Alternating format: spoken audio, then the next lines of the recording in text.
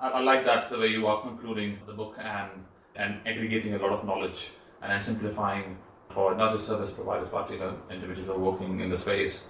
And we have seen in the last 1 year on the work done in NDIS review, and the NDIS review work happened parallel to the Royal Commission work, and there was some overlaps and there was not so much overlaps. And the report is now public. What's our initial views on the long report on 26 recommendations and 139 action items? So starting off with DRC, I'd give them a 7 out of 10. They had to cover an enormous scope. I wonder if in retrospect there should have been 2 separate Royal Commissions, one in relation to service provision and one in relation to other aspects of lives of people with disability. Because sometimes the Commission hasn't given the depth of coverage of some issues, which I think those was needed in the circumstances. For the NDIS review, I'd give them an 8 out of 10.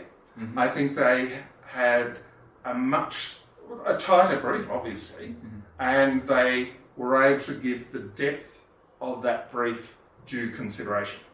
I'm not sure they've got everything right, but that's okay. It's a work in progress. And of course, we've now got yet another review. And so it was specifically on regulation, and it's going to be really fascinating to see the results of that review. I'll certainly be sending the review the academic articles that I've published, because I think it's important that we promote deeper understanding of these issues. If we're going to get the best solutions for people with disabilities, we need a really good and strong regulatory system. There are quite a few key issues in the recommendations, the way that report is written.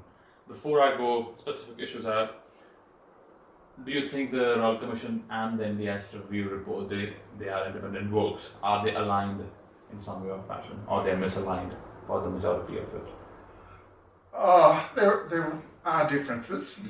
I was actually shocked at times in the DRC's report by the way they just ignored issues and said, oh, that's being considered by the NDIS review. I would have thought after running a Royal Commission for 4.5 years they might have a few things to say, but in fact they seem to defer to the NDIS review from time to time. There is a general theme through both reports, such as a concern for human rights, a concern for quality and safeguarding, a concern for financial integrity in the case of the NDIS review.